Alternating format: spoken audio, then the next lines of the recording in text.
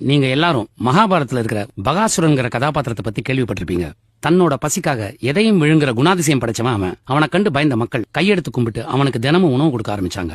ஒரு காலகட்டத்துல தன்னோட அகௌரவ பசிக்கு மாடுகளை மட்டும் இல்ல மக்களையும் சேர்த்து விழுங்க ஆரம்பிச்சான். கடைசியில பஞ்சபாண்டவர்கள் ஒருத்தரான பீமன் கையால அடிபட்டே செத்து போனான். மகாபாரத காலம் மட்டும் இல்ல, இந்த காலத்திலயும் பகாசுரன்கள் உண்டு. அவங்க யாருன்னு பாக்குறீங்களா? வேற யாரும் இல்ல, இந்த செல்போன் தான். ஆரம்பத்தில் நமக்கு உதவியா இருந்த இந்த செல்போன் போக போக தன்னோட அகௌரவ பசிக்கு பல பேரை பலவிதமா விழுங்க ஆரம்பிச்சிச்சு.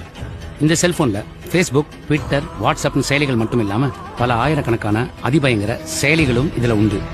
நீங்க தெரிஞ்சோ தெரியாமலோ அதை உபயோகிக்க ஆரம்பிச்சீங்கன்னா உங்க வாழ்க்கையில நீங்க பலவிதமான பயங்கரமான விளைவுகளை சந்திக்க நேரிடும். நம்ம பிள்ளைங்க வீட்டுக்குள்ள இருந்தா பத்திரமா இருப்பாங்கன்னு நாம நிம்மதியா வாழ்ந்த காலம் மலையேறி போச்சு.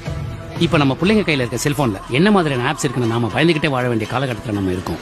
அந்த மகாபாரத கால பகாசுரனை அழிக்க பீமன் வந்தாரு. ஆனா இந்த பகாசுரனை அழிக்க யார் வரப்போறாங்கன்னு எனக்கு தெரியல. இதுக்கெல்லாம் ஒரே வழி நம்ம பிள்ளைங்களை நாம தீவிரமா கண்காணிக்கிறது தான். இதை நான் உங்களை பயமுறுத்துறதுக்காக சொல்லல, உங்களுக்கு விழிப்புணர்வு ஏற்படணும்னு சொல்றேன்.